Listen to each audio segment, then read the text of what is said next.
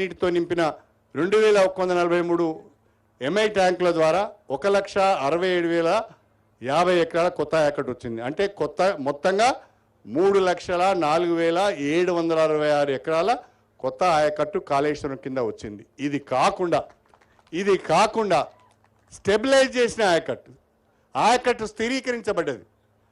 SRSP stage 1 below LMD, SRSP stage 2 మరియు నిజాం సాగర్ ప్రాజెక్టులకు కాళేశ్వరం నీళ్లు అందించి 17,08,230 ఎకరాలను స్థిరీకరించడం జరిగింది. కాళేశ్వరం నీళ్లు కూడేలి వాగు, హల్దీ వాగు ఇవన్నీ మన మెదక్ జిల్లాలో ఉంటాయి. కూడేలి వాగు, హల్దీ వాగుల ద్వారా 66 చెక్ డ్యాములతో మరో 20,570 ఎకరాలకు సాగునీరు ఇవ్వడం జరిగింది. ఇప్పుడు ఇవి మొత్తం కలిపితే కొత్త ఆయకట్టు, స్థిరీకరించిన ఆయకట్టు మొత్తం కలిపితే కాళేశ్వరం ప్రాజెక్టు ద్వారా 20,33,572 ఎకరాలకు మనము సాగునీరు అందించాం. ఇది వాస్తవం. కాలువలలో, చెక్ డ్యాంలలో, బావులలో, చెరువులలో, కుంటలలో, నదులలో, రిజర్వాయర్లలో పుష్కలంగా కాళేశ్వరం నీళ్లు వచ్చాయి కాబట్టే గణనీయంగా భూగర్భ జలాలు పెరిగినాయి కాబట్టే బ్రహ్మాండంగా రైతులు 2 పంటలు వేసుకోగలిగారు. ఇప్పుడు తెలుస్తున్నది కథ. అప్పుడే నీళ్లు కావాలని సూర్యాపేట కలెక్టరేట్ను రైతులు ముట్టడించిళ్ళు. ఇప్పుడు తెలుస్తుంది. ఇంకొక 2 నెలలు పోతే కాంగ్రెస్ పార్టీ నాయకుల యొక్క డ్రామా ఎట్లుంటుందో, వాళ్ళ ఆగం ఎట్లుంటుందో మనం చూస్తాం. అప్పుడు రైతులు వాళ్ళని ఎట్లా ఆడుకుంటారో కూడా మనం పరిశీలిద్దాం. అంటే ఇదంతా ఎట్లా జరిగింది? 20,33,572 ఎకరాలకు కాళేశ్వరం ద్వారా సాగునీరు అందించామని మనం చెప్తూ ఉంటే సిగ్గు లేకుండా కాంగ్రెస్ పార్టీకి చెందిన వాళ్ళు, ముఖ్యమంత్రి గారు, అదేవిధంగా ఉత్తమ్ కుమార్ రెడ్డి గారు ఏమంటున్నారు? మీదేం గొప్పతనం ఉన్నది, బ్రహ్మాండంగా వర్షాలు పడ్డాయి కాబట్టి పంటలు బాగా పండినాయి, మొత్తం సాగునీరు లభించిందనే మాట మాట్లాడుతున్నారు. ఇంతకుముందే మేము వస్తున్నప్పుడు కారులో హరీష్ రావు గారు ఒక మాట అంటున్నారు, వీళ్ళకు కాస్తంత కూడా సిగ్గు పెట్టలేదు అంకుల్. అంటే 50 ఏళ్ళ నుంచి వర్షాలు ఎప్పుడు ఆంధ్రప్రదేశ్లో పడలేదా? వర్షాలు ఎప్పుడు తెలంగాణ పడలేదా? ఈ రకంగా పంటలు ఎందుకు పండలేదు? ఆ కాస్త కూడా వాళ్ళు అర్థం చేసుకోలేకపోతున్నారని ఒక మాట మాట్లాడింది. నేను ఈ సందర్భంగా మీ అందరికీ ఒక విషయం చెప్పాలనుకుంటున్నాను. గడిచిన 10 సంవత్సరాల కాలంలో మనము ప్రాజెక్టులను పూర్తి చేసుకోవడం ద్వారా, మిషన్ కాకతీయ ద్వారా, కాళేశ్వరం ప్రాజెక్టు ద్వారా, ఇతర ఇన్కంప్లీట్ ప్రాజెక్టులను కంప్లీట్ చేసుకోవడం ద్వారా ఈ 10 సంవత్సరాల కాలంలో మన తెలంగాణ రాష్ట్రంలో పంటల విస్తీర్ణం, సాగు విస్తీర్ణం గణనీయంగా పెరిగింది.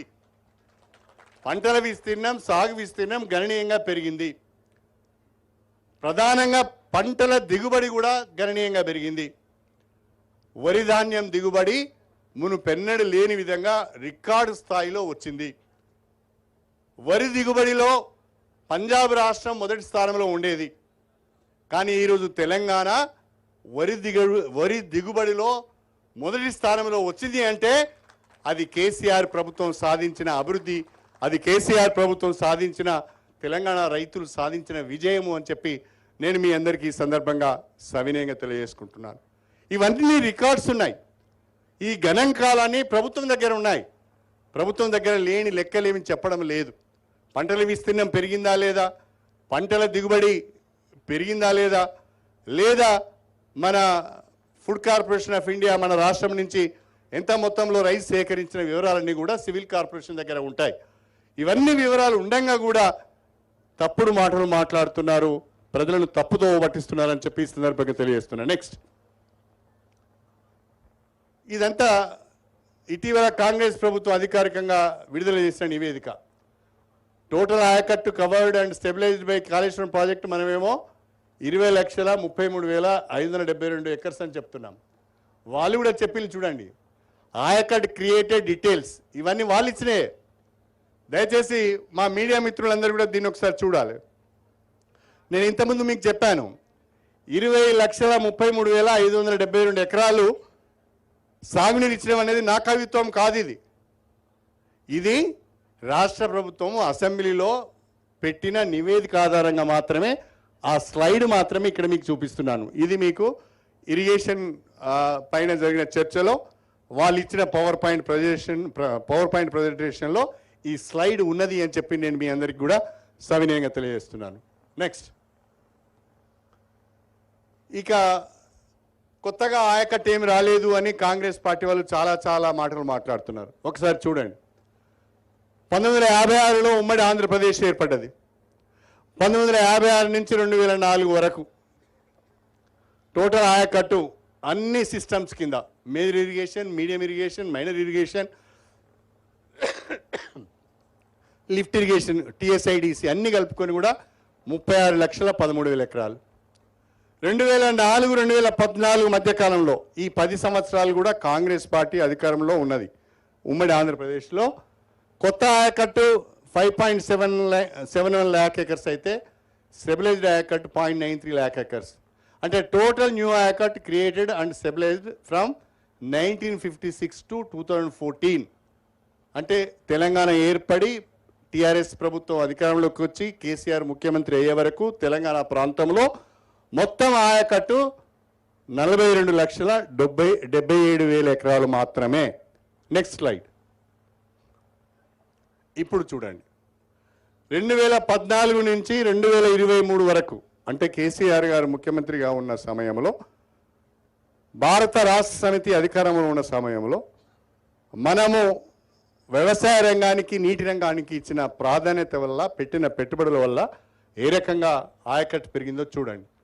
మేజర్ ఇరిగేషన్ కింద 14,46,000 ఎకరాలు, మీడియం ఇరిగేషన్ కింద 59,000 ఎకరాలు, మైనర్ ఇరిగేషన్ కింద 60,000 ఎకరాలు, TSIDC కింద 1.58 lakh acres. మొత్తం న్యూ ఆయకట్టు వచ్చి 17,24,000 ఎకరాలు. ఇక స్టెబిలైజేషన్ తీసుకుంటే, స్టెబిలైజేషన్ నేను ఇంతకుముందే చెప్పాను.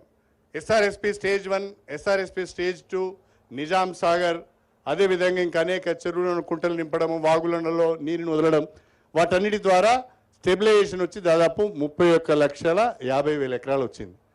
Total new ayacut created and stabilised from 2014 to 2023 అంటే during KCR regime, KCR period, KCR సీఎంగా ఉన్న సమయంలో 48,74,000 ఎకరాలకు మనం సాగునీరు అందించాం. 1956 నుంచి 2014 వరకు 42 లక్షలు, దాదాపుగా 42 లక్షల ఎకరాలకు సాగునీరు వాళ్ళు అందిస్తే, ఒక 10 సంవత్సరాల కాలంలోనే 48,74,000 ఎకరాలకు కొత్త ఆయకట్టు, స్టెబిలైజేషన్ కలుపుకొని మనం సాగునీరు అందించాం. ఇవి గణాంకాలు. ఇవి రాష్ట్ర ప్రభుత్వం దగ్గర, నీటిపారుదల శాఖ దగ్గర, ఇరిగేషన్ డిపార్ట్మెంట్లో ఉన్న గణాంకాలు ఇవి. నెక్స్ట్, ఉమ్మడి పాలనకు స్వరాష్ట్రంలో బీఆర్ఎస్ పాలనకు ఇది తేడా. ఇది నేను మళ్ళీ చెప్పవలసిన అవసరం లేదు. కేసీఆర్ నాయకత్వంలో నీళ్లు, నిధులు, నియామకాలనే పేరిట, ఆ ట్యాగ్ లైన్ పేరిట మనం ఉద్యమం చేశాం. ఆ ట్యాగ్ లైన్ పేరిట ఎందుకు ఉద్యమం చేయవలసి వచ్చింది? ఉమ్మడి ఆంధ్రప్రదేశ్లో తెలంగాణ ప్రాంతానికి అన్ని రంగాల్లో అన్యాయం జరుగుతున్నది, మన రాష్ట్రం మనకు కావాలి, మన స్వరాష్ట్రం మనకు కావాలని ఆందోళన చేసినాం. స్వరాష్ట్రం వచ్చింది. ఫ్రమ్ 2004 ఇక్కడ ఒకసారి చూడండి, 2004 నుంచి 2014 కొత్త ఆయకట్టు వచ్చింది 5.7 lakh acres. స్టెబిలైజ్ అయింది 0.93. అంటే మొత్తంగా 2004 నుంచి 2014 10 సంవత్సరాల కాంగ్రెస్ పార్టీ ప్రభుత్వంలో 6,64,000 ఎకరాలు మాత్రమే సాగునీరు వచ్చింది. నేను ఇంతకుముందే చెప్పినట్టుగా 2014 నుంచి 2023 వరకు 48,74,000 ఎకరాలకు కొత్త ఆయకట్టు కావచ్చు, స్టెబిలైజేషన్ కావచ్చు, మనము సాగునీరు అందించాం.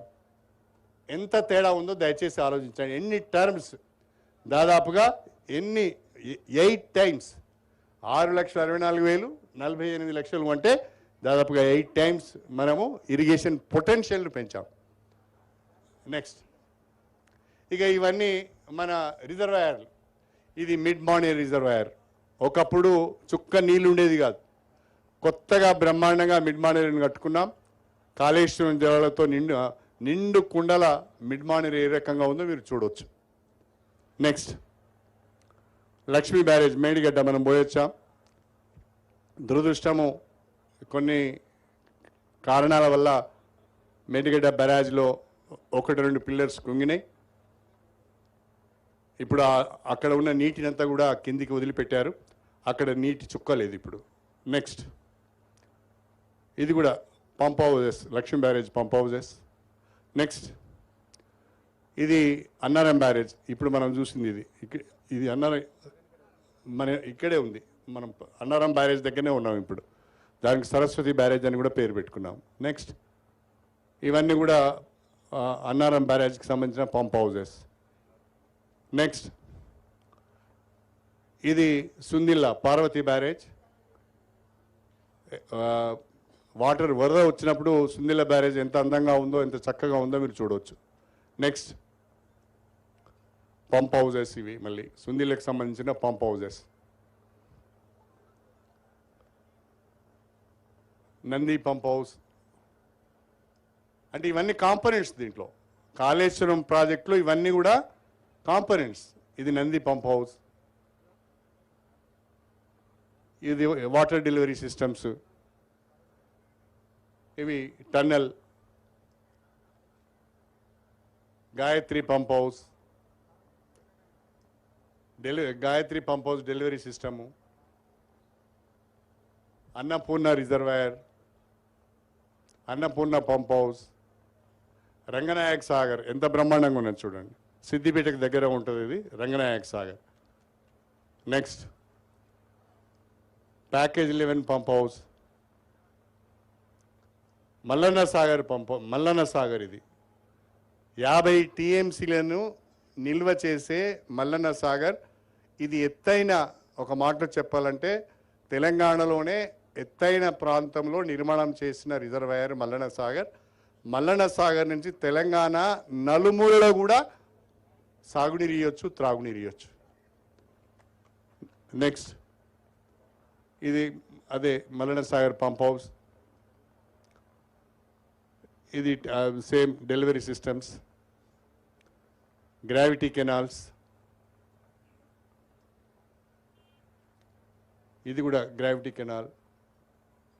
కొండపోచమ్మ సాగర్, ఇది Akkaram pump house, Murku pump house, Kondapochamma delivery system.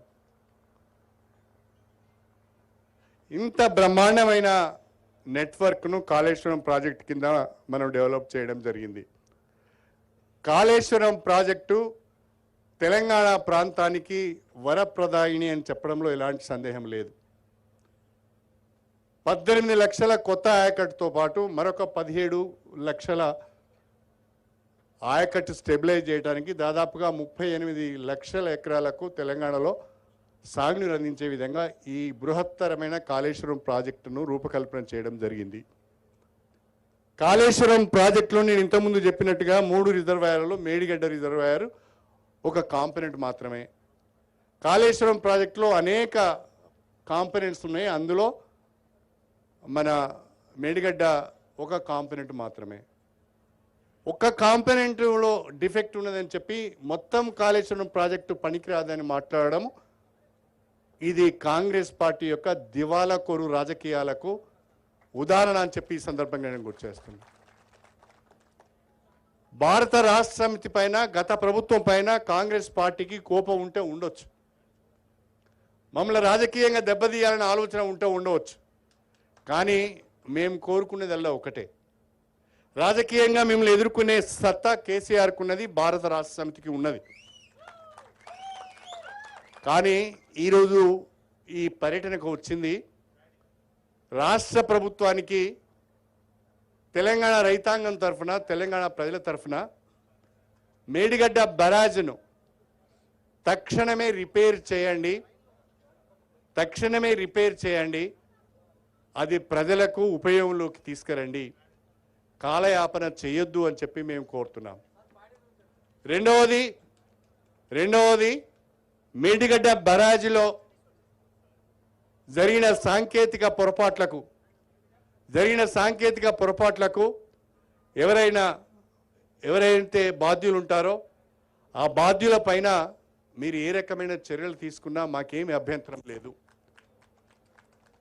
మీరు ఎంక్వైరీలు వేసినా, మీరు కమిషన్లు వేసినా, మీరు ఏ రకమైన విచారణ చేపట్టినా దానికి భారత రాష్ట్ర సమితి సహకరిస్తుంది. మాకు అభ్యంతరం లేదు. దోషులుగా తేలిన వారిపైన మీరు చర్యలు తీసుకోండి, అది కూడా మాకు అభ్యంతరం లేదు.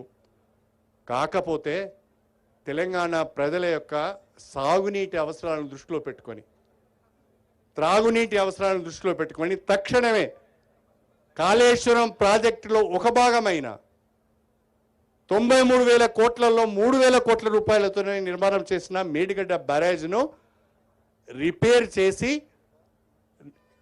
ప్రజలకు దాన్ని ఉపయోగంలోకి తీసుకువచ్చి ప్రజల కష్టాలను తీర్చాలని మాత్రమే మేము కోరుతున్నాం. రేపు త్వరలోనే ఇంకొక 3 మాసాలు అయితే గోదావరి నదికి జూన్ మాసంలో వరదలు వస్తాయి.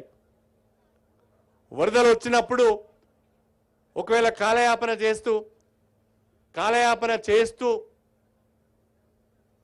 ఇంకా 3 నెలలు 4 నెలలు దీన్ని పొడిగించుకుంటూ పోతూ ఎంక్వైరీల పేరిట కాలయాపన చేస్తూ జూన్ మాసంలో గోదావరికి కనుక వరదలు వస్తే ఆ వరదలలో మేడిగడ్డ బ్యారేజ్కి ఏమైనా జరిగితే రేవంత్ రెడ్డి ప్రభుత్వమే బాధ్యత వహించాలని చెప్పి నేను ఈ సందర్భంగా కోరుతున్నాను.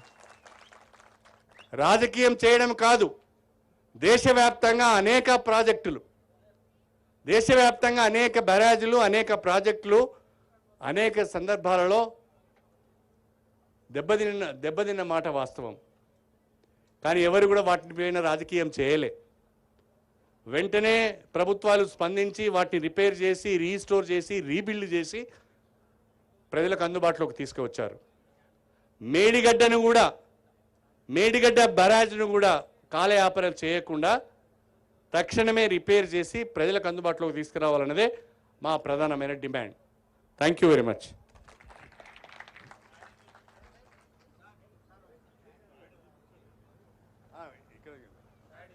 ఉంది కదా.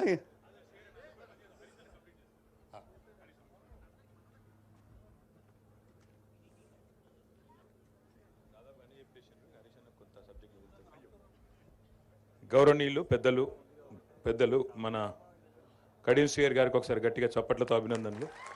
ఇప్పుడు పెద్దలు మొన్న శాసనసభలో కాంగ్రెస్ పార్టీ మొత్తం ముఖ్యమంత్రి నుంచి మొదలు పెడితే క్యాబినెట్ మొత్తం తన మీద దాడి చేసిన అభిమన్యుడిలాగా అందరినీ ఎదుర్కొని అద్భుతంగా సమాధానాలు ధీటుగా ఇచ్చిన గౌరవనీయులు పెద్దలు మన సాగునీటి శాఖ మాజీ మంత్రివర్యులు మరి పెద్దలు హరీష్ రావు గారిని వారి మరి అభిప్రాయం, అదేవిధంగా ఈరోజు పర్యటన యొక్క ఉద్దేశం చెప్పవలసిందిగా వారికి నా విజ్ఞప్తి. Thank you. గౌరవనీయులు పెద్దలు శ్రీహరి గారు అన్ని విషయాలు చెప్పారు. కొంచెం రిపిటేషన్ అయిద్దేమో కానీ నేను వీలైనంత వరకు షార్ట్గా కన్ఫైన్ అవుతాను. వారు చాలా సవివరంగా తమ ప్రజెంటేషన్లో అన్ని వివరాలు కూడా చెప్పారు. వేదిక మీద ఉన్న పెద్దలకు, కార్యక్రమంలో పాల్గొంటున్న ప్రతి ఒక్కరికి, ముఖ్యంగా మీడియా జర్నలిస్ట్ మిత్రులందరికీ పేరు పేరున నమస్కారం. సరే, ఈరోజు మీరందరూ కూడా చూస్తూ ఉన్నారు, రాష్ట్రంలో అధికారంలో ఉన్నటువంటి కాంగ్రెస్ ప్రభుత్వం ఏ రకంగా డైవర్షన్ పాలిటిక్స్ చేస్తుందో చూస్తున్నాం. ఒక బాధ్యతాయుతమైనటువంటి ప్రభుత్వం ఏంటంటే ప్రతిపక్షాలు లేవనెత్తినటువంటి ఇష్యూస్ను సమాధానం చెప్పాలి, అడ్రస్ చేయాలి. కానీ దురదృష్టవశాత్తు ఆ రోజు కేసీఆర్ గారు ప్రాజెక్టులను కేంద్ర ప్రభుత్వానికి అప్పజెప్పొద్దని నల్లగొండలో సభ పెడితే ఇదే రాష్ట్ర ప్రభుత్వం ఆనాడు మేడిగడ్డ పర్యటన పెట్టుకొని డైవర్షన్ పాలిటిక్స్ చేసింది. ఈరోజు మేము మేడిగడ్డ పర్యటనకు వస్తే అదే సమయానికి పాలమూరు ఎత్తిపోతల పథకాన్ని దగ్గర ఇంకో యాత్ర పెడతా ఉన్నారు. అంటే ఏంది ఇది? ఒక చిల్లర మల్లర ప్రయత్నం తప్ప ఇది ఒక బాధ్యతాయుతమైనటువంటి ప్రభుత్వం వ్యవహరించేటువంటి విధానం కాదు. అంటే ప్రతిపక్షానికి స్పేస్ లేకుండా తాము ఆక్రమించుకోవాలనే ఒక చీప్ టాక్టిక్స్, ఒక చిల్లర ప్రయత్నం తప్ప ఇందులో ఒక పైశాచిక ఆనందం తప్ప ఒక ప్రభుత్వం యొక్క విధానం కాదు, ఒక ప్రభుత్వం అవలంబించేటువంటి పద్ధతి కానే కాదని కూడా ఈరోజు చెప్పుకోక తప్పదు.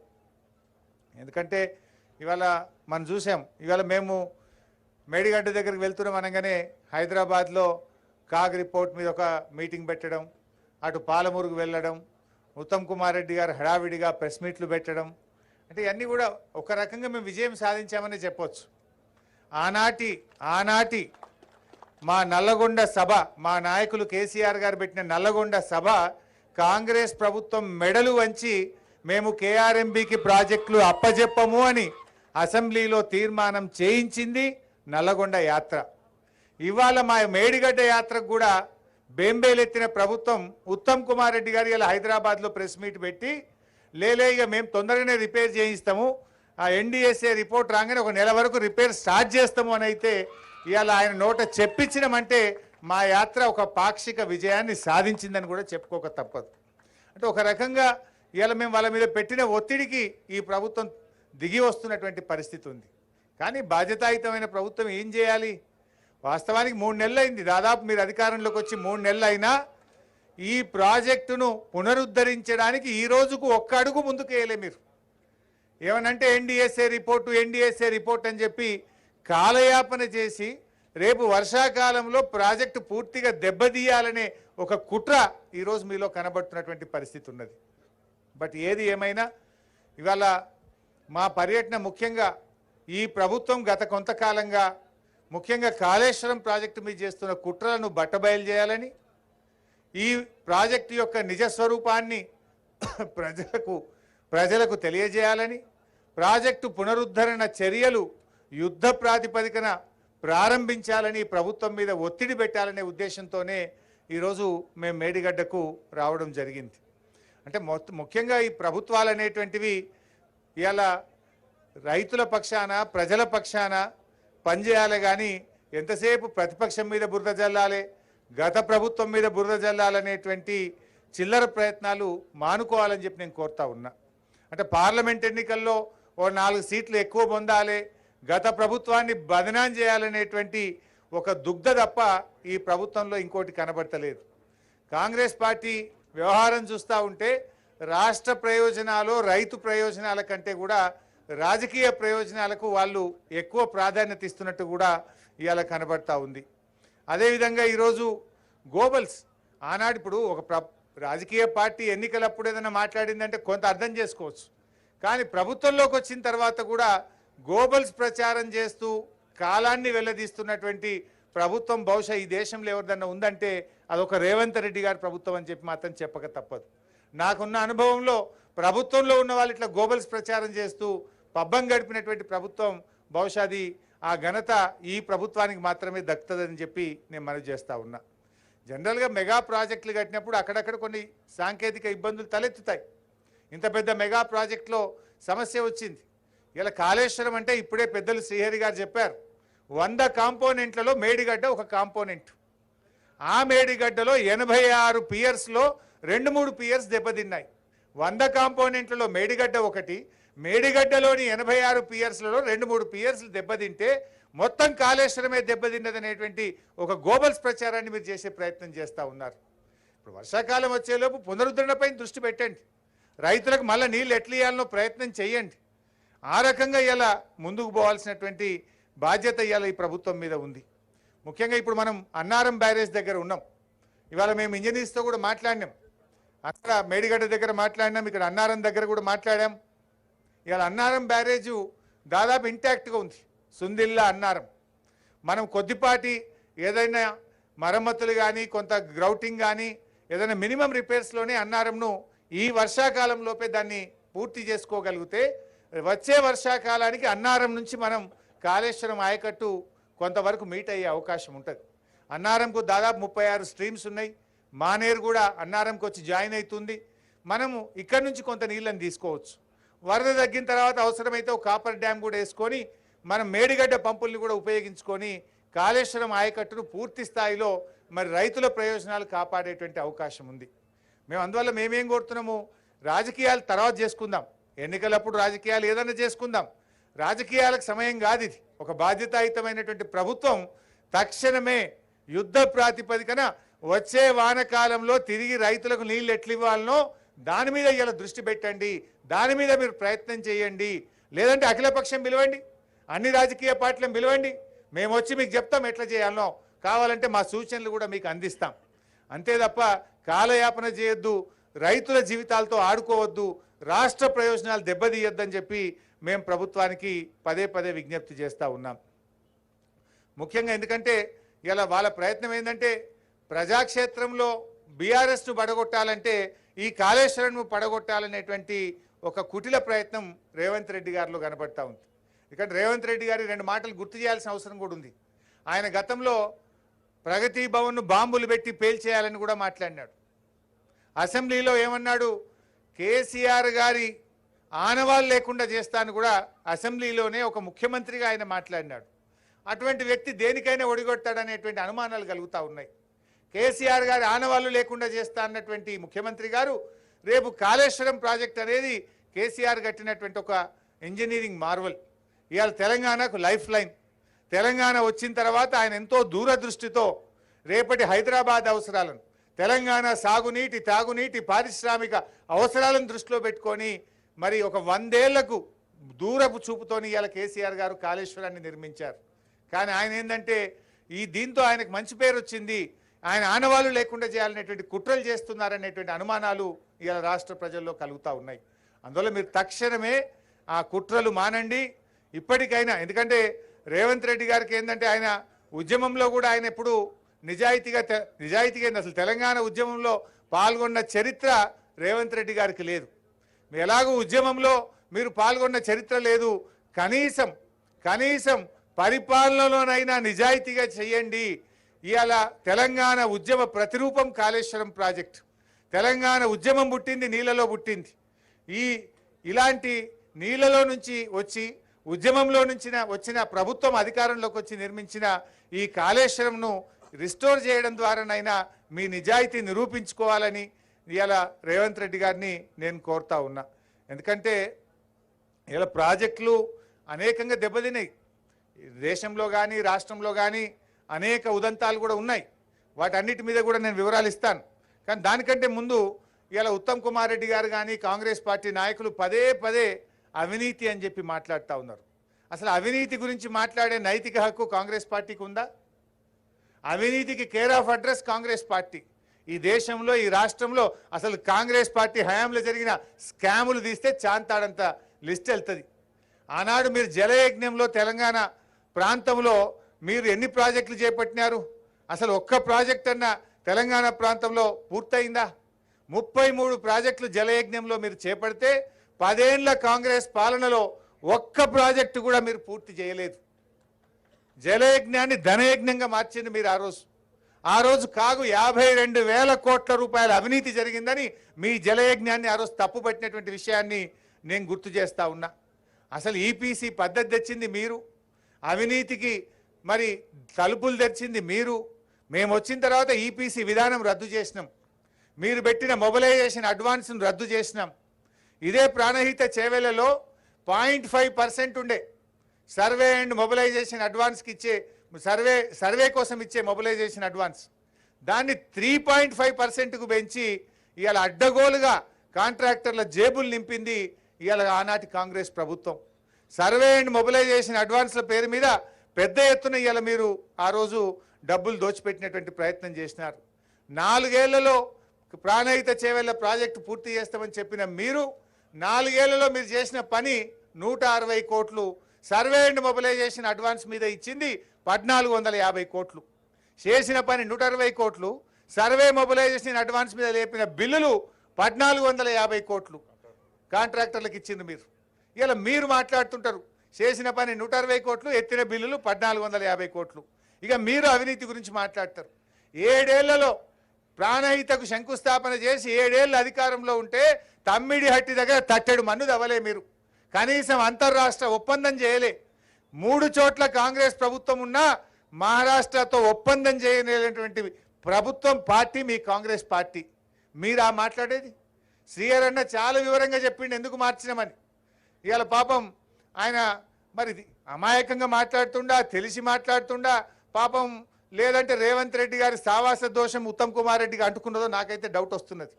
రేవంత్ రెడ్డి నోరు తెలిస్తే ఆయన మాట్లాడతాడు, కానీ ఉత్తమ్ కుమార్ రెడ్డి కూడా ఈ మధ్యలో అదే పని మోపైంది.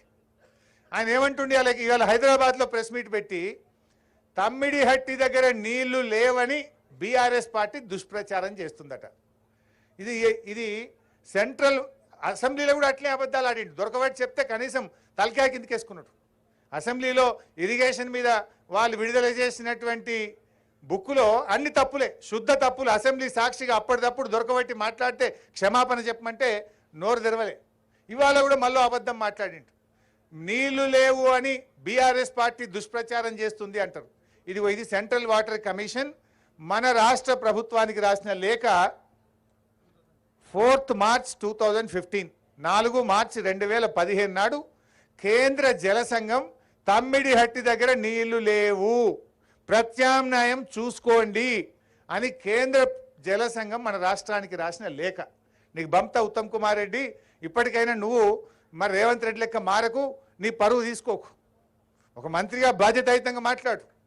ఇవాళ ఇదేదో బీఆర్ఎస్ పార్టీ చేస్తున్న ప్రచారం కాదు, ఇది కేంద్ర ప్రభుత్వం సిడబ్ల్యూసి రాసిన లేఖ. ఇది ఈ రకంగా ఇలా స్పష్టంగా అక్కడ నీళ్లు లేవని చెప్పారు. ఒకవైపు వైల్డ్ లైఫ్, ఇంకొక వైపు నీళ్లు లేవు, ఇంకొక వైపు మహారాష్ట్ర ఒప్పుకోలేదు. మీరు 7 ఏళ్ళు సమయం వృధా చేసిన మీలాగా చేతగాని దద్దమ్మల్లాగా ఉద్యమంలో నుంచి వచ్చిన మేము కాలయాపన చేయదలుచుకోలేము. మేము మీలాగా తెలంగాణ ప్రజలను గోసపెట్టదలుచుకోలేదు.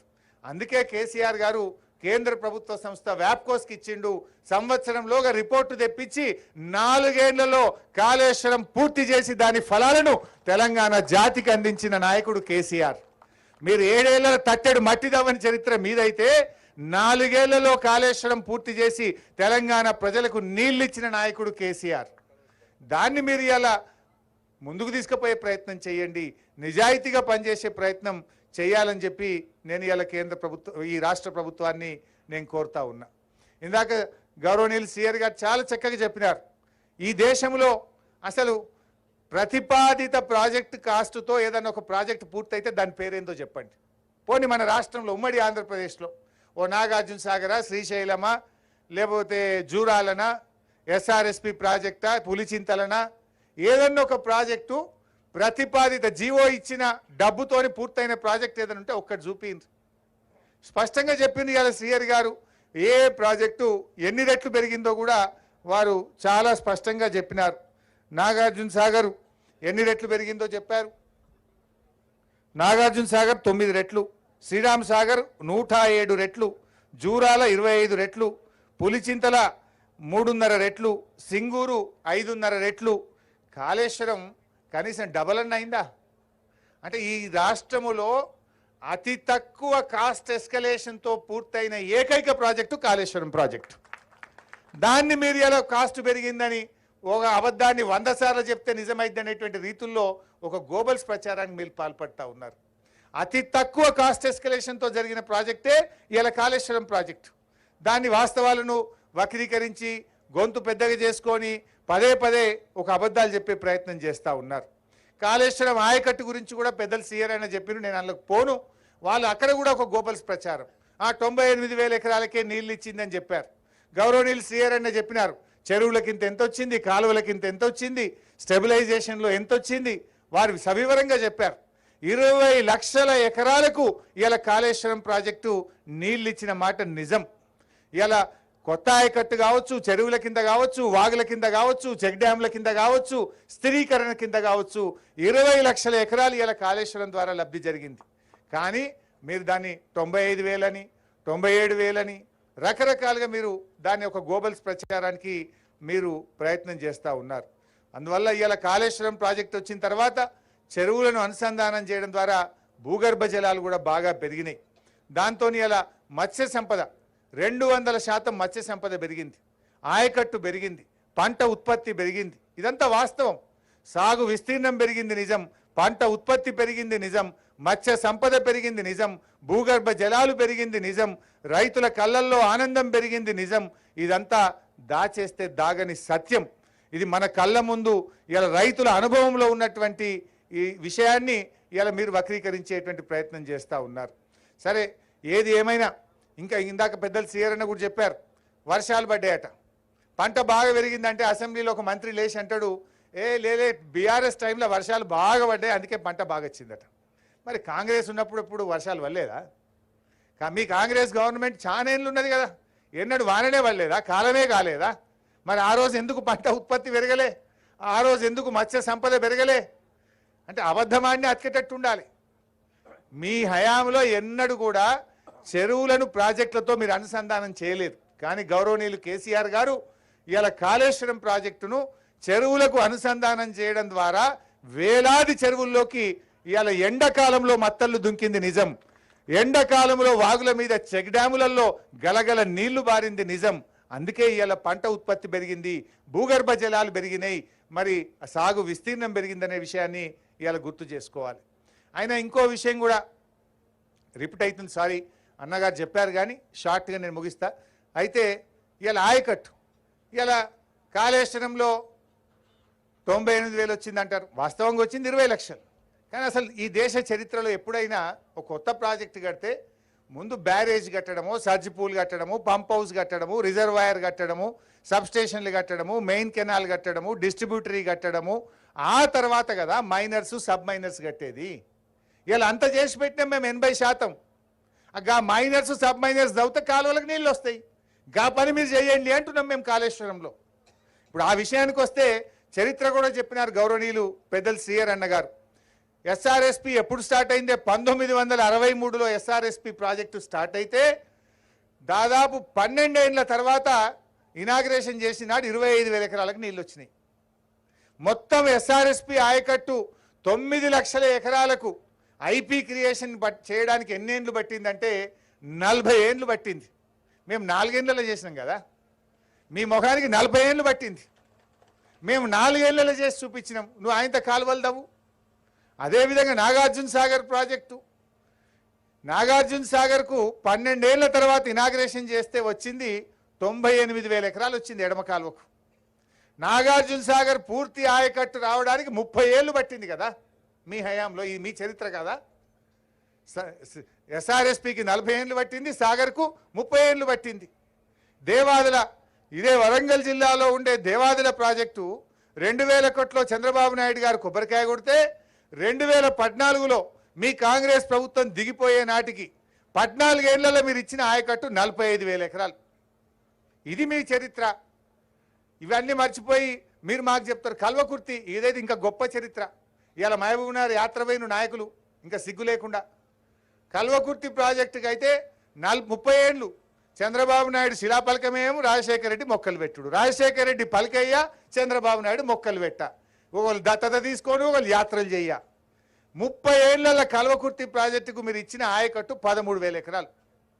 1984 నుంచి 2014 వరకు కల్వకుర్తి ప్రాజెక్టు కింద వచ్చిన ఆయకట్టు 13,000 ఎకరాలు. కానీ కేసీఆర్ గారి నాయకత్వంలో కాలువకుర్తి ప్రాజెక్టుకు ఇలా 3,07,000 ఎకరాలకు నీళ్ళు ఇచ్చాం. మేము అక్కడ కాలువలు తవ్వి మహబూబ్ నగర్ జిల్లాను పచ్చబడేటట్టు చేసినాం. గా పని కాళేశ్వరంలో మీరు చేయండి. అంత అయిపోయింది కదా. ఇవాళ టనల్ అయిపోయింది, ప్రెజర్ మెయిన్లు అయిపోయింది, మెయిన్ కెనాల్ అయిపోయినాయి, రిజర్వాయర్లు అయిపోయినాయి, పంపింగ్ స్టేషన్లు అయిపోయినాయి, మన డిస్ట్రిబ్యూటరీలు అయిపోయినాయి. గా మైనర్లు సబ్ మైనర్లు తవ్వి నీళ్ళు ఇవ్వమంటే ఏం రాజకీయం చేస్తున్నారు మీరు? రైతుల కోసం పనిచేయండి, నిజాయితీగా పనిచేయండి. అదేవిధంగా ఈరోజు డ్యామ్ల విషయంలో మాట్లాడుతున్నారు. అసలు ఇక ఇటువంటి డ్యామ్కు ఎప్పుడు ప్రమాదమే జరగలేదా ఈ దేశంలో? అసలు ఎన్ని జరిగినాయి? వందల సందర్భాలు ఉన్నాయి ఇలాంటి. మన రాష్ట్రంలోనే కడెం ప్రాజెక్టు, ఇదే కాంగ్రెస్ ప్రభుత్వం ఇదే తెలంగాణ ప్రాంతంలో కడెం ప్రాజెక్టు కడితే 1958లో మొదటి వరదకే మొత్తం పొట్టు కొట్టుకుపోయింది. 1958 ఆదిలాబాద్ జిల్లాలో కడెం ప్రాజెక్టు 1958లో మొత్తం కొట్టుకుపోయింది. తర్వాత రిస్టోర్ చేసిండ్రు 1995లో మళ్ళా కొట్టుకుపోయింది, 2 సార్లు కొట్టుకుపోయింది కడెం ప్రాజెక్టు.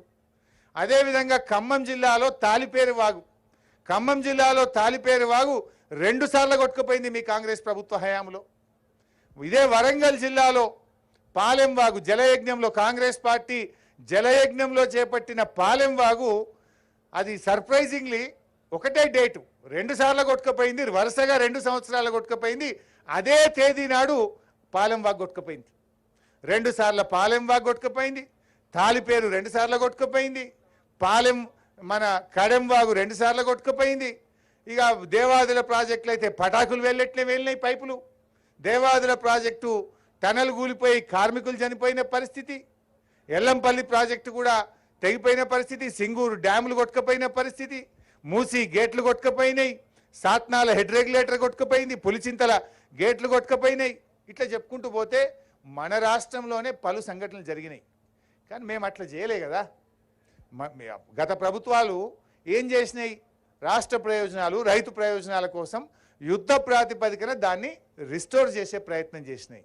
కానీ దురదృష్టవశాత్తు ఇవాళ రాష్ట్రంలో ఉండే ప్రభుత్వం బురద జల్లే ప్రయత్నం, రాజకీయం చేసే ప్రయత్నం తప్ప దాన్ని రిస్టోర్ చేసే ప్రయత్నం చేయడం లేదు. ఈ విషయాన్ని ఇలా రాష్ట్ర ప్రజలు గమనించాల్సిన అవసరం ఉంది.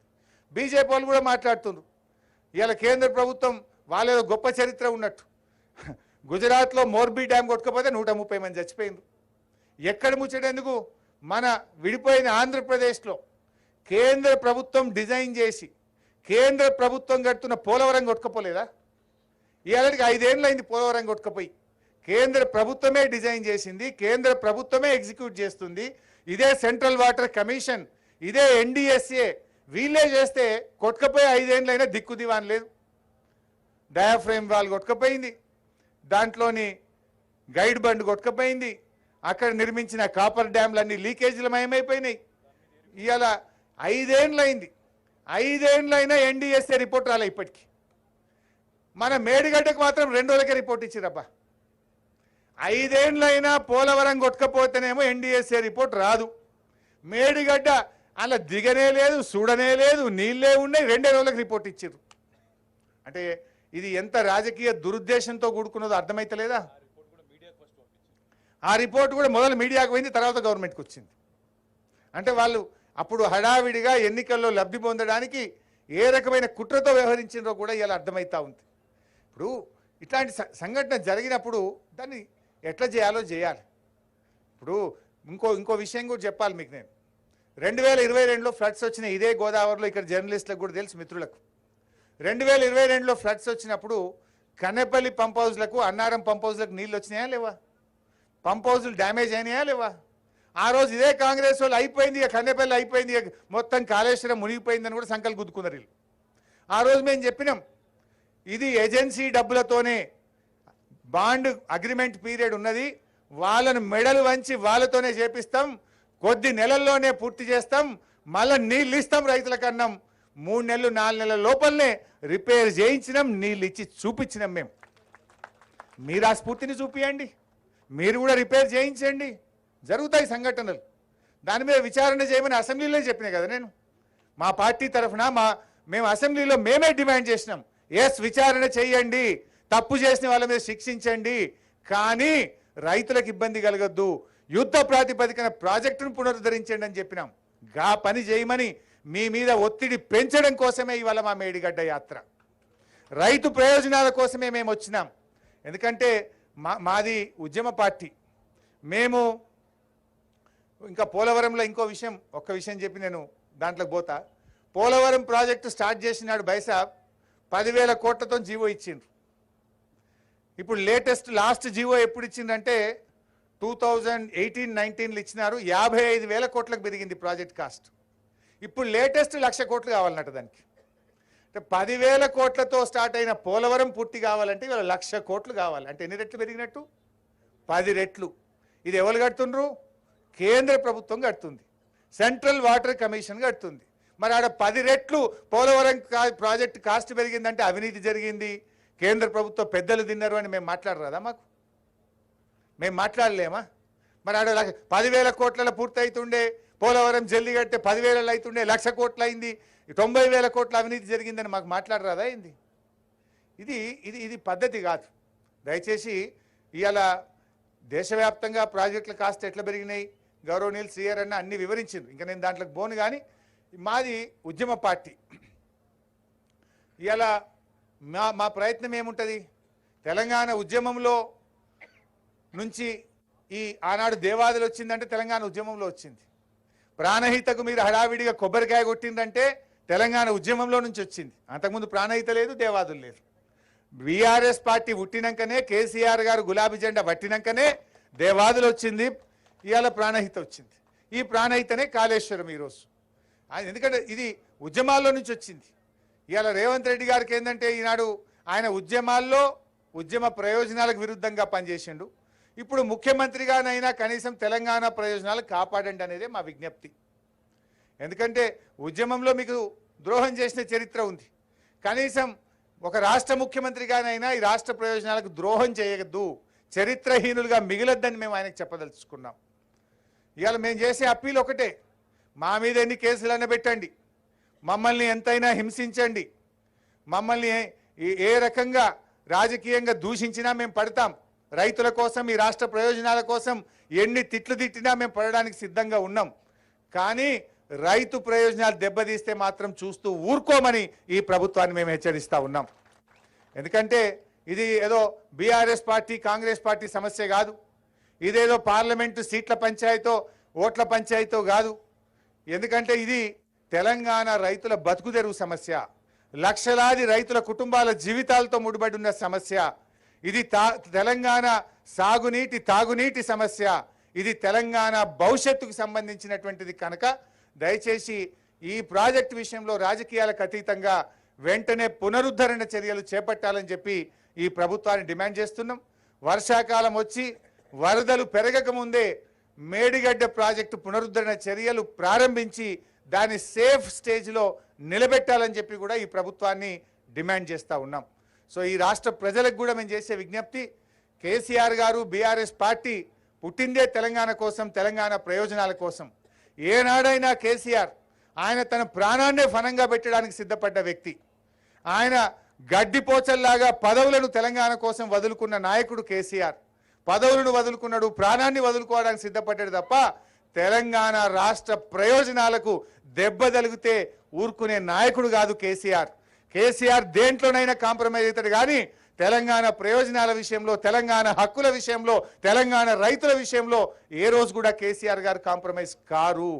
ఇలా కాళేశ్వరం కూడా ఆయన ఒక ఉద్యమ స్ఫూర్తితో కట్టించాడు. ఈ దేశంలో ఆనాటి సిడబ్ల్యూసి చైర్మన్ మసూద్ హుసేన్ గారు విజిట్ చేసి ఇది అద్భుతంగా చేస్తున్నారని సెంట్రల్ వాటర్ కమిషన్ ఇంజనీర్లే మెచ్చుకున్నారు. ఈ పనితీరును ఆ రోజు మెచ్చుకున్నారు.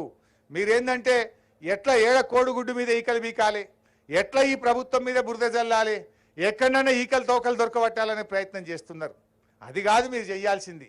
ఎట్లా రైతులకు నీళ్ళు ఇవ్వాలి, ఎంత తొందరగా దీన్ని పునరుద్ధరించాలి, ఎట్లా ఈ రాష్ట్ర ప్రయోజనాలు కాపాడాలి.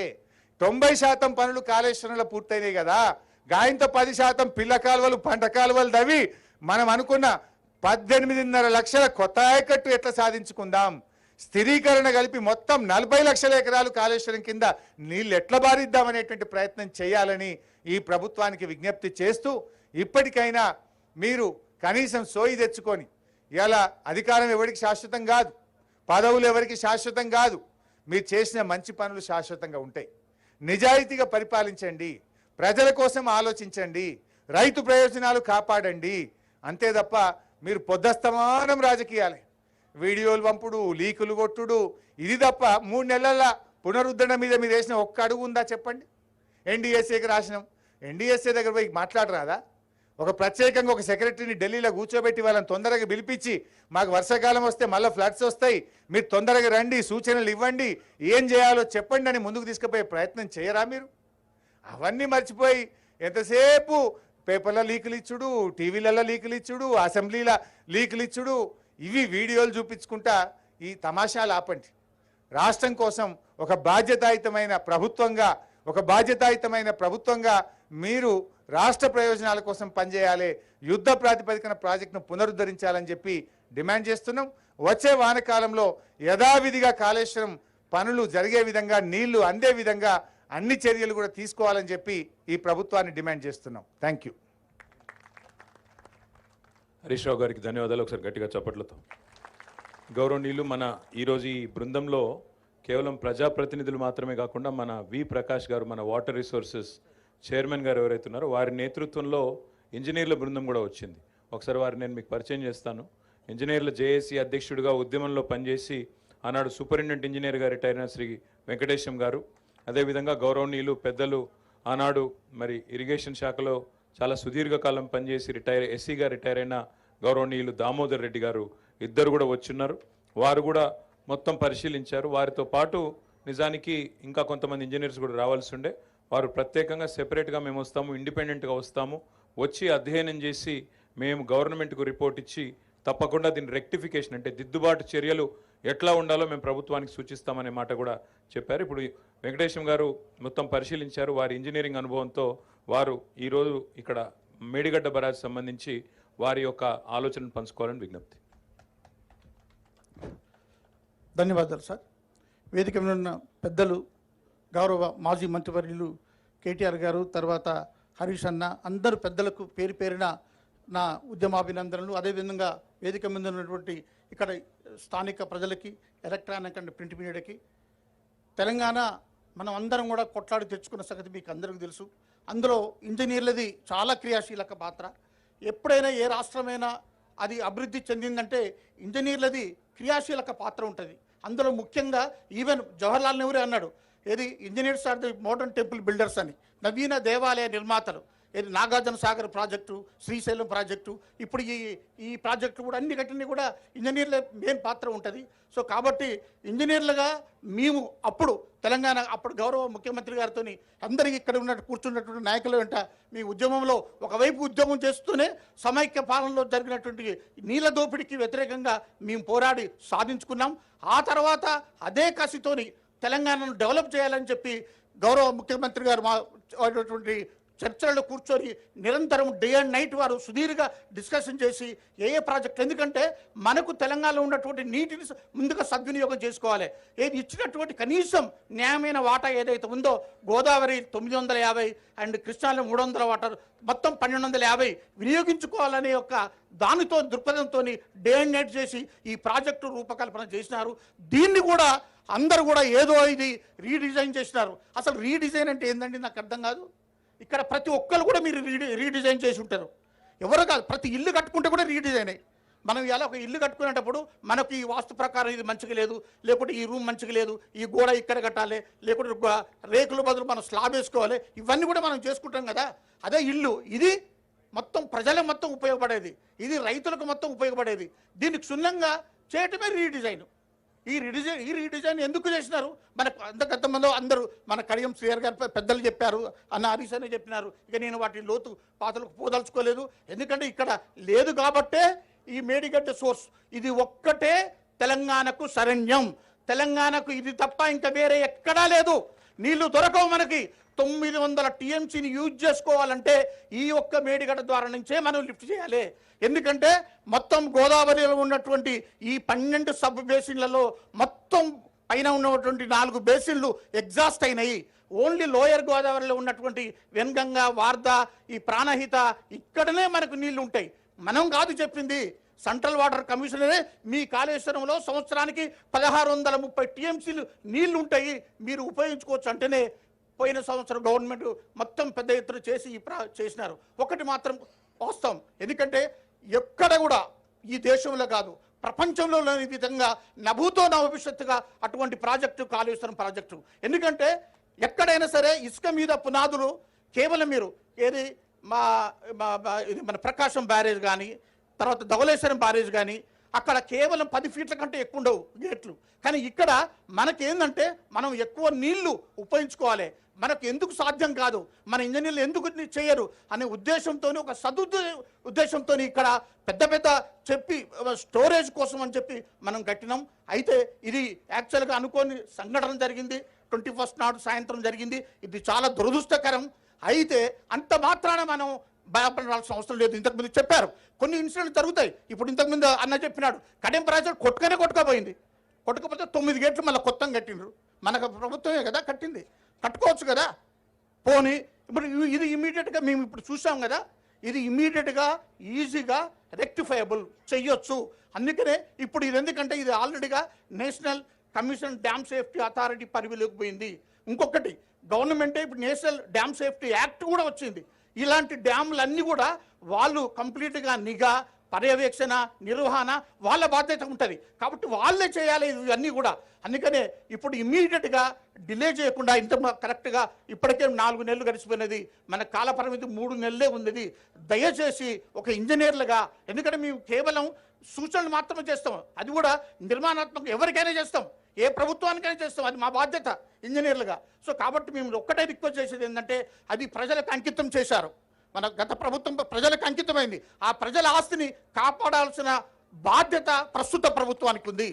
అది తప్పనిసరిగా మనం ఒప్పుకోవాలి. ఒకటి పేరు వస్తుందేమనుకుంటే కాదు, మీకే పేరు వస్తుంది, ఈ ప్రభుత్వానికే పేరు వస్తుంది, పాత ప్రభుత్వానికి కాదు, ఈ ప్రభుత్వానికే పేరు వస్తుందని చెప్తున్నాను నేను. ఎందుకంటే రిస్టోర్ చేసి ఈ ప్రజలకి సాగునీరు కనుక అందిస్తే, ఇంకొకటి ఎంత అదృష్టం అంటే మొత్తం చెప్పారు, ఇప్పుడు అంత సెటప్ చేశారండి, ఇల్లు కట్టారు, పెయింటింగ్ వేశారు, అన్ని ఈవెన్ ప్లాస్టర్ మొత్తం ఏ విధంగా చేసి రెడీగా గృహప్రవేశమే. తెలంగాణలో కూడా నీటిపారుదల ప్రాజెక్టులు అన్నీ ఉన్నాయి. కేవలం మంచి నిర్వహణ చేసుకుంటే 1 కోటి ఎకరాలకు ఈ ప్రభుత్వం నీళ్ళు ఇవ్వచ్చు. అదేవిధంగా ఇప్పుడు పాలమూరు రంగారెడ్డి ఉంది, అది కొన్ని కారణాల వల్ల అయింది. ఇప్పుడు అది చేస్తే అదనంగా ఒక 13 లక్షల ఎకరాలు ముఖ్యంగా మహబూబ్ నగర్, నల్గొండ జిల్లాలకు ఇవ్వచ్చు. సో కాబట్టి అన్ని వసతులు ఏర్పాటు చేసినారు. దీన్ని ఎలాంటి దృష్టి లేకుండా ఇమీడియట్గా ఇప్పుడు ఇంతకుముందు చెప్పినట్టు, మన హరీష్ అన్న చెప్పినట్టు, ఎస్ మీరే ఒక సెక్రటరీని డిప్యూట్ చేసి నేషనల్ డ్యామ్ సేఫ్టీ వాళ్ళని ఎక్స్పర్ట్స్ మీరన్నా చేయండి, ఎవరో ఒకరు. ఎందుకంటే ఇది మామూలుగా చేయాల్సిన విషయం కాదు. అది బహుశా ఎక్కువ లోడు వల్ల అయిందా, లేదా షియర్ దాంతో ఏమన్నా స్లైడ్ అయిందా, లేకుంటే బ్లాక్స్ ఇదయిందా, ఇవన్నీ ఉన్నాయి. కానీ అది మనకు చెప్పకూడదు, కరెక్ట్గా వాళ్ళు నిపుణులు చెప్తేనే అవుతుంది. సో అది సాధ్యమే. సో దయచేసి జాతీయ అంతర్జాతీయ నిపుణులతోని మీరు చొరవ తీసుకొని నేషనల్ డ్యామ్ సేఫ్టీ వాళ్ళతోని కమిటీ వేసి ఇమ్మీడియట్గా ఒక దీర్ఘ ప్రణాళిక పర్మనెంట్ రిపేర్ చేస్తూనే ఒక టెంపరీ ప్రణాళికగా దాన్ని చేసి, అవసరమైతే గేట్ల స్థానంలో స్టాప్ లాక్ అరేంజ్మెంట్స్ కూడా ఉంటుందన్న, టెంపరీ గేట్ల ముందు ఉంటుంది, అది అరేంజ్ చేసుకొని నీళ్లు మనకు ఇప్పుడు ఏంటంటే 40 ఫీట్లు నీళ్ళు ఉంచాల్సిన అవసరం లేదు. కేవలం పంపులు అంటే మినిమం డ్రా డౌన్ లెవెల్ అంటే ఇప్పుడు మన మేడిగడ్డ 100 FRL 100 ఫీట్స్. సో దాన్ని మనం 93 వరకు నీళ్ళు ఉంచుకుంటే పంపులు రన్ చేసుకొని మనం ఇవన్నీ కూడా ఇచ్చుకోవచ్చు. సో అలాంటిది ఏర్పాటు చేయాలని చెప్పి నేను రిక్వెస్ట్ చేస్తున్నా. ఇంకొక సంఘటన నేను గుర్తు చేస్తున్నా, ఇలాంటి అది బహుశా ఎందుకంటే లోపల ఎలాంటి మార్పులు జరిగిందో, నేషనల్ డిసాస్టర్ కింద ఏమైనా వేవ్స్ సృష్టించి లోపల ఏమైనా అయిందో, ఇవన్నీ కూడా ఈ పరిశోధనలు చేస్తేనే, డీటెయిల్డ్ ఇన్వెస్టిగేషన్ చేస్తేనే తెలుస్తుంది. ఇంకొక ఎగ్జాంపుల్ చెప్తాను నేను. మీరు నిజాం నవాబుని నిజంగా మనం ఆదర్శంగా తీసుకోవాలి. ఒకప్పుడు మీ అందరు కూడా తెలుసు, 1908లో హైదరాబాద్ పైన వికారాబాద్ మొత్తం పెద్ద ఎత్తున వరదలు వచ్చి కొట్టుకోపోయింది, హైదరాబాద్ అంతా కొట్టుకోపోయిందన్న.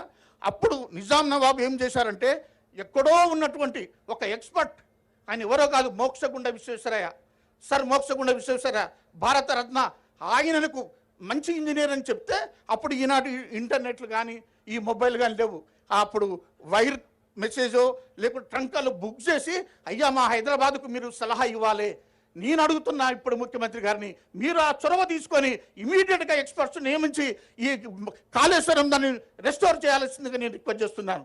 ఇంకొక విషయం, ఇక్కడ కాళేశ్వరం సోర్సు ఇది కాదు అని చెప్పినారు రిటైర్డ్ ఇంజనీర్స్, దాని మీద కూడా ఉన్నది. యాక్చువల్గా అసలు మనం కాదు, మీకు ఒక నిజం చెప్తాను నేను. 2009లో కృష్ణాలో అన్ప్రెసిడెంటెడ్ ఫ్లడ్ వచ్చింది, మీ అందరు గుర్తుంటుంది. ఏది కర్నూలు మునిగిపోయింది, మంత్రాలయం మునిగిపోయింది. ఇది ఎప్పుడైందంటే నీళ్లు స్టోరేజ్ ఉంచినాక ఎక్కువ ఫ్లడ్ వచ్చినప్పుడు జరిగింది. సో ఇలాంటి ప్రమాదమే రేపు ఫ్యూచర్లో పోలవరం కనుక కడితే వస్తే ఇక్కడ ఏమవుతుంది, మొత్తం రాజమండ్రి అవన్నీ కొట్టుకుపోతాయి కదా. దీనికి అని చెప్పంటే అక్కడ అప్పుడు ఉన్నటువంటి 3 advisers, Andhra, Rayalaseema, Telangana engineering chief, CECDO, వీళ్ళందరితో కమిటీ వేసి ఒకటి చేసినారు. ఈ దానికోసం ఒక 100 TMC నిల్వ చేసే 6 రిజర్వాయర్లు మీరు ఈ తెలంగాణ ఏరియాలో నిర్మించడం చెప్పారన్న. అందులో భాగమే మేడిగడ్డ. మళ్ళీ మనం గౌరవం చేసింది కూడా లొకేషన్ కూడా మేడిగడ్డనే. వాళ్ళు ఇంకా 105 చెప్పినారు, కానీ అది తర్వాత ఈ మేడిగడ్డ ఒక్కటే మనకు సఫిషియెంట్ వాటర్ ఉంది. సో కాబట్టి చేయాలని చెప్పి నేను రిక్వెస్ట్ చేస్తున్నా. అప్పుడు దాని మీద కూడా నేను చెప్పాను, గౌరవ ముఖ్యమంత్రి గారు అసెంబ్లీలో చదివారు. మీకు యాక్చువల్గా రిటైర్డ్ ఇంజనీర్స్ దానికి వ్యతిరేకం కాదు, ఏది మేడిగడ్డ అక్కడ నిర్మించారు, కానీ అది యాక్చువల్గా ఏంటంటే అలైన్మెంట్ను అది మీకు అన్న చదివించి, యాక్చువల్గా ఇది గౌరవ ముఖ్యమంత్రి గారు చూపించారు. ఇది ఇక్కడ ఏంటంటే the proposal of construction of a barrage on main Godavari near Medigadda village and lifting 160 TMC of water to mid-Mane reservoir is not desirable. Sir అక్కడికి ఆపిండు, ఈజ్ నాట్ డిజైరబుల్ అంటే లేదు ఇది ఇంజనీర్లు ఒప్పుకోలేదు కాదు అది. దాని తర్వాత సెంటెన్స్ ఉన్నది, due to it's prohibitive cost and time consumption. అంటే ఏంది యాక్చువల్గా ఏంటంటే ముందుగా గౌరవ ముఖ్యమంత్రి ఏంటంటే డైరెక్ట్ మేడిగడ్డ నుంచి మిడ్ మానేరుకు డైరెక్ట్గా అలైన్మెంట్ అన్నారు. అక్కడ మనకేంటంటే కోల్ బెల్ట్ ఉంది, తర్వాత రామగుండం ఇవన్నీ ఉన్నాయి. సో కాబట్టి కష్టం అని చెప్పి ఇంజనీర్లకు సూచిస్తాం. అది ఆటోమేటిక్గా దాన్ని విని వాళ్ళు రివర్ మార్గాన్ని ఎంచుకొని ఎలాంటిది లేకుండా, ఎలాంటి సబ్మర్జెన్స్ లేకుండా ఈ మేడిగడ్డ లొకేషన్ సెలెక్ట్ చేయడం జరిగింది. సో అన్ని జాగ్రత్తలు తీసుకున్నాం. మనకున్నటువంటి లభ్యమయ్యే నీటి కూడా ఇక్కడి నుంచే ఉంది. కాబట్టి మరొకసారి నేను రిక్వెస్ట్ చేస్తున్నాను, ఈ 3 నెలల్లో గౌరవ ముఖ్యమంత్రి గారు వార్ ఫుడ్ బేసిస్ మీద ఒక అధికారిని ఢిల్లీకి డిప్యూట్ చేసి ఒక కమిటీని ఫామ్ చేసి ఇక్కడనే కూర్చొని అది ఒక టెంపరీగా చేసి రేపు జూన్ వరకల్లే, ఎందుకంటే జూన్లోనే మన కాళేశ్వరంలో దాదాపు 50 TMC ప్రవాహం కూడా వస్తుంది. మళ్ళీ జూలైకి వచ్చేసరికి 300 TMC నీళ్ళు ఉంటాయి. ఇక్కడ లెక్కలు చెప్పారు, ఇవన్నీ ప్రమాదం ఉంది. సో దయచేసి చేయాలని చెప్పి ఒక ఇంజనీర్ల జేసీ తరఫున నేను ప్రభుత్వాన్ని కోరుతూ నాకు ఈ అవకాశం ఇచ్చిన మీ అందరూ కూడా ధన్యవాదాలన్నా. జై తెలంగాణ. వెంకటేశం గారికి హృదయపూర్వకంగా ధన్యవాదాలు. దీన్ని సాధ్యము, దిద్దుబాటు చర్యలు చేయవచ్చు ఒక ఇంజనీర్గా చెప్తున్నాను అనుభవంతో అని వారు చెప్పినందుకు. గతంలో జేఏసీలో ఉద్యమ నాయకుడిగా, ఇంజనీర్ల జేఏసీకి అధ్యక్షుడిగా వహించిన వెంకటేశం గారు చెప్పినందుకు వారికి ధన్యవాదాలు తెలియజేస్తూ, చివరిగా గౌరవనీయులు మన వాటర్ రిసోర్సెస్ చైర్మన్గా పనిచేసి మరి ఈ నీటి విషయంలో, సాగునీటి విషయంలో, ముఖ్యంగా కాళేశ్వరం విషయంలో అనుభవం కలిగిన పెద్దలు ప్రకాష్ గారిని వందన సమర్పణ చేయాల్సిందిగా కోరుతాను. పెద్దలు చెప్పిన ఏవి కూడా రిపీట్ చేయకుండా 1-2 యాడ్ చేస్తున్నాను. నంబర్ 1 ఏంటంటే, అసెంబ్లీ స్టార్ట్ కాగానే రేవంత్ రెడ్డి గారి మీద ప్రివిలేజెస్ మోషన్ ఇవ్వడానికి రెడ్ హ్యాండెడ్గా మనకు దొరికిండు. ఎందుకంటే ఇంజనీర్ల రిపోర్ట్లో అన్నకు సమయం లేదు కాబట్టి ఒక లాస్ట్ పేరా చదివిండు. 3 పేరాలలో 3వ పేజీలో, 6వ పేజీలో, 10వ పేజీలో స్పష్టంగా మేడిగడ్డ బ్యారేజ్ కట్టమని చెప్పారు వాళ్ళు. దాన్ని ఏమన్నాడు, మేడిగడ్డ బ్యారేజ్ పట్టద్దని చెప్పి, మేడిగడ్డ బ్యారేజ్ కట్టద్దని శ్యాంప్రసాద్ రెడ్డి గారు, అనంతరాములు గారు, దామోదర్ రెడ్డి గారు ఇక్కడే ఉన్నారు, చంద్రమౌళి గారు, మొత్తం 5గురు ఈ మేడిగడ్డ బ్యారేజ్ కట్టొద్దన్నారు అని ఆన్ రికార్డు మనకు అసెంబ్లీలో దొరికాడు. కాబట్టి అసెంబ్లీని అబద్ధాల వేదికగా మార్చడం అనేది నేను 40 ఏళ్ళ నుంచి చూస్తున్నా, కానీ ఇటువంటి దివాలాకోరు పద్ధతిలో అబద్ధాల వేదికగా మార్చడం అనేది నేను చూడలేదు. అదొకటి. రెండవది ఏంటంటే, 1956 నుంచి 2014 వరకు అసెంబ్లీలో ఇచ్చిన శ్వేతపత్రంలో ఆయకట్టు 52 లక్షల ఎకరాలు మేము చేశాము అని చెప్పారు. 2 ప్రశ్నలు. 52 లక్షల ఎకరాలు చేస్తే 35,000 మంది రైతులు బోర్వెల్స్ వేసి ఆత్మహత్యలు ఎందుకు చేసుకుంటారు? అంటే రికార్డు మీద చూపెట్టడం వేరు. నిజంగా 2014లో మాకు ఇచ్చే నాడు 20 లక్షల ఎకరాలకు మాత్రమే సాగునీరు అందిందని 2014 నాటి స్టాటిస్టికల్ అబ్స్ట్రాక్ట్లో అప్పటి ప్రభుత్వమే స్పష్టంగా ప్రకటించింది. శ్రీహరి గారికి కూడా తెలుసు, పెద్దలు ఏ స్టాటిస్టికల్ అబ్స్ట్రాక్ట్ చూసినా కూడా అంతకంటే ఒక 20 ఏళ్ళు 30 ఏళ్ళ ముందు ఎన్నడూ కూడా 20 లక్షల ఎకరాలు దాటి ప్రాజెక్టుల కింద కానీ చెరువుల కింద కానీ నీళ్ళు వచ్చిన దాఖలాలు లేవు. అయితే పాత ప్రాజెక్టుల మీదనేమో శిథిలమైపోయినాయి కాబట్టి నిజాం సాగర్ కానీ ఇట్లాంటి పాత ప్రాజెక్టులల్లో ఆయకట్టు తగ్గింది, ఈ కొత్త ప్రాజెక్టులలో కొంచెం పెరిగింది. దానివల్ల ఆనాడు నిజాం మనకిచ్చిన నాడు గదే 20 లక్షల నది, 2014లో కూడా అదే 20 లక్షల నది. దానికి ఉదాహరణ ఏంటంటే 45 లక్షల మెట్రిక్ టన్నుల ధాన్యం మాత్రమే అప్పుడు పండింది. ఇప్పుడు ఈ డెవలప్మెంట్ అయింది కాబట్టే 3 కోట్ల టన్నుల ధాన్యం పెరిగింది అనేది గమనించాలి. ఈ అబద్ధాల గురించి ఒక మాట. ఇవాళ తెలంగాణ సోయి వచ్చింది కాబట్టి తెలంగాణ ఉద్యమంలో ప్రతి ఒక్కరు సబ్బండ వర్గాలు పాల్గొన్నాయి. కానీ నేను ఖచ్చితంగా చెప్తున్నా, నీళ్ళ సోయి రాలేదు. ఎంతమందికి సభలో ఉన్న వాళ్లకు టీఎంసీలు అంటే తెలుసు, క్యూసెక్కులు అంటే తెలుసు, ప్రెజర్ మెయిన్స్ అంటే తెలుసు. ఈ అవగాహన రాలేదు కాబట్టే రేవంత్ రెడ్డి అబద్ధాలు ఆడి మళ్ళొక్కసారి నమ్మించాలని చూస్తున్నాడు. ఆయన ఆడుతున్న అబద్ధాలలో ఒకటి శ్రీహరి గారు చెప్పారు, అప్పటికిప్పటికీ కాస్ట్ పెరగడానికి మెటీరియల్ కాస్ట్ పెరుగుతుందని చెప్పారు. అది 100% వాస్తవం. దాంతోపాటు ఇంకా 2 అంశాలు. ఒకటి భూసేకరణ. మన తెలంగాణ వచ్చినప్పుడు 1.5-2 లక్షలకు ఎకరా భూమి ఎక్కడైనా వచ్చేది. కానీ కాళేశ్వరం ప్రాజెక్టు 2016లో మనం డిపిఆర్ సబ్మిట్ చేసే నాటికే ధరలు బాగా పెరిగిపోయినాయి. మనం 6 లక్షలు అందులో చూపెట్టాం, కానీ అది 12 లక్షల నుంచి 20 లక్షలు ఇయ్యంది ఎకరం భూమి ఇవ్వడానికి ఎవరు సిద్ధపడట్లేదు కాబట్టి కాస్ట్ పెరిగింది అనేది ఒకటి. రెండవది ఏంటంటే ఎక్కడ ఏ ఎమ్మెల్యే వచ్చి ముఖ్యమంత్రి గారిని అడిగినా కూడా వాళ్ళ నియోజకవర్గానికి 1,00,000 ఎకరాలు, 50,000 ఎకరాలు, 30,000 ఎకరాలు ఇట్లా ఇచ్చుకుంటూ పోయాడు. ఎందుకంటే 2014లో మేము రాసిన మేనిఫెస్టోలో ఆ రోజు కడియం శ్రీహరి గారే చైర్మన్గా ఆ మేనిఫెస్టో కమిటీ ఉండే, నేను సభ్యునిగా ఉంటేని. అన్న మీకు గుర్తుండాలి, ప్రతి నియోజకవర్గానికి 1,00,000 ఎకరాలకు నీళ్ళు ఇస్తామని చెప్పి మేము రాశాం. కాబట్టి ఈ కాళేశ్వరంలో ఆయకట్టు పెరిగింది, స్టెబిలైజేషన్ పెరిగింది, వాటికి అయిన ఖర్చు ఒకవేళ గనక కాంగ్రెస్ ప్రభుత్వమే వచ్చుంటే ఇవాళ కాళేశ్వరం ఖర్చు 3 లక్షల కోట్లు అయ్యేది. నిలువు దోపిడీ చేస్తుండే వాళ్ళు. కేసీఆర్ గారు ప్రతి దగ్గర కూడా పొదుపు చేస్తూ వచ్చాడు. ఎండిపోయిన గోదావరిని రిజర్వాయర్గా మార్చాడు. ఎందుకంటే 35 టీఎంసీల రిజర్వాయర్ కోసము 10,000 కోట్లు ఖర్చు పెడితే తప్ప భూమి దొరికేది కాదు, నిర్వాసితులు ఒప్పుకునే వాళ్ళు కాదు. కానీ గోదావరి నదిని ఆయనే రిజర్వాయర్గా మార్చాడు. చాలా పొదుపు ఆయన పాటించాడు. ఇంకొక పాయింట్ ఏంటంటే ఎందుకు పెరిగింది ఖర్చు అనేది చెప్పడానికి ఇప్పుడు వారు అన్నారు 80,000 కోట్ల నుంచి అడ్మినిస్ట్రేటివ్ శాంక్షన్ 1,27,000 కోట్లకు ఎందుకు ఇవ్వాల్సి వచ్చింది అంటే మరొక టీఎంసీ నీళ్లను మనం కాళేశ్వరం నుంచి తీసుకోవాలనుకున్నాం. చాలామంది మన తెలిసి తెలియక నన్ను చాలామంది ప్రశ్నించిళ్ళు, 2 టీఎంసీలకే ఇప్పటి వరకు దిక్కు లేదు, ఆయకట్టు పెరగలేదు, 3వ టీఎంసీ ఏం చేసుకుంటాడు, ఎందుకు అవసరమో అని చెప్పి రేవంత్ రెడ్డి నమ్మిస్తున్నాడు. 3వ టీఎంసీ పేరు మీద 30,000 కోట్లు కొల్లగొట్టడానికే 3వ టీఎంసీ పెట్టిందని. కానీ జాగ్రత్తగా వినండి, నరేంద్ర మోడీ గారు కావేరీకి గోదావరి నీళ్ళు ఇవ్వడానికి, పెన్నా లింక్ కలపడానికి 5-6 మీటింగులు పెట్టాడు. ఒకసారి కనుక అది ఓకే అయిపోతే, విద్యాసాగరరావు గారు ఉన్నప్పటి నుంచి కూడా ఒక్కటే మాట చెప్పేవారు ఆయనే, మనకు రైపేరియన్ రైట్స్ అనే ఒక కాన్సెప్ట్ ఉంది. దాని అర్థం ఏంటంటే అది ఎప్పుడో 1969లో యూరోప్లో హెల్సింకి అనే ఒక సిటీలో ప్రపంచంలోని అన్ని దేశాల ప్రధానమంత్రులు కూర్చొని ఒక జల విధానం రూపొందించారు. అందులో ఏం చెప్పారంటే మొట్టమొదలు ఎవరైతే నీళ్ళను వాడుకుంటారో వాళ్ళకు మొదటి రైట్ ఉంటుందని చెప్పారు. అందుకే బచావ్ ట్రిబ్యునల్ దగ్గర తెలంగాణకు నీళ్ళు ఎందుకు రాలేదు, ఇప్పుడు మనం ఎంత మొత్తుకున్నా కూడా కేఆర్ఎంబి గదే 299 టీఎంసీలే తీసుకోవాలి, 512 ఆంధ్రకి ఇవ్వాలని ఎందుకు అంటున్నది అని అంటే ఆ రైపేరియన్ రైట్స్. ఈనాడు ఆర్థర్ కాటన్ ప్రకాశం బ్యారేజ్ కట్టింది కాబట్టి డెల్టా ఆయకట్టు పెరిగింది. ఫ్రెంచ్ వాళ్ళు కేసీ కెనాల్ కట్టారు కాబట్టి రాయలసీమలో ఆయకట్టు పెరిగింది.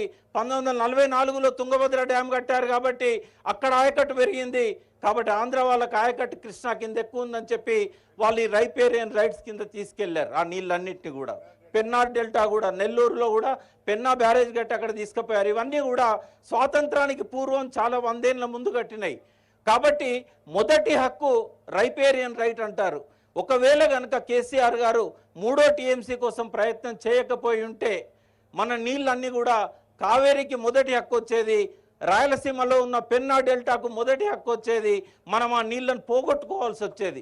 ఆయన దూరదృష్టితోని విఘ్నతతోని ఆర్థిక ఇబ్బందులు ఉన్నా కూడా బ్యాంకులను ఒప్పించి ఇంకొక 30,000 కోట్లతోని 3వ టీఎంసీ నీళ్లను మిడ్ మానేర్లో కలపడానికి పైప్ లైన్స్ వేయడం జరిగింది.